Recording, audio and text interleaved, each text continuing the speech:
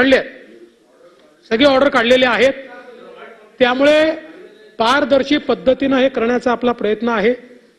अर्थात सुरुवातीच्या काळात काही अडचणी येतात, कारण शेवटी आपण ऑनलाईन पद्धतीने या सगळ्या गोष्टी, ऑफलाईनही चाललाय, पण ऑनलाईन जेवढं होईल तेवढं जास्त लवकर आपल्याला पैसे देता येतील.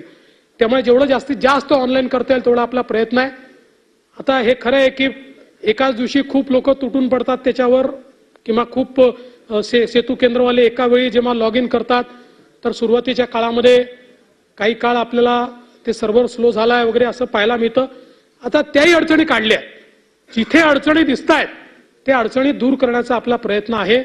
त्यामुळे निश्चितपणे ऑगस्ट महिन्यापासून माझी लाडकी बहीण, मुख्यमंत्री माझी लाडकी बहीण योजना, या योजनेचे पैसे हे लाभार्थ्यांचे, आणि एक मोठी मागणी येत होती की याचा मिसयूज होऊ नये म्हणून एका कुटुंबामध्ये 2 महिलांना देण्याचा निर्णय झालेला आहे. एक विवाहित असेल तर एक अविवाहितला देखील देण्याचा निर्णय त्या ठिकाणी झालेला आहे. त्याच्यामुळे याच्यात कुठली डिस्पॅरिटी किंवा आम्ही कुटुंब नियोजन करून चूक केली का असा जो सवाल येतो, त्या सवालाचं देखील उत्तर हे या प्रश्नाच्या माध्यमातून आपण दिलेलं आहे. यासोबत आपल्याला माहिती आहे की मुलींकरता जी काही 50% शिष्यवृत्ती होती ती आता 100% देण्याचा निर्णय हा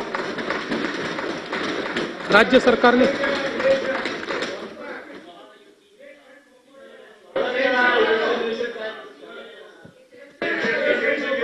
भाऊ नाही एक मिनिट भाऊ शांतता ठेवा. खटाखट काय होतं?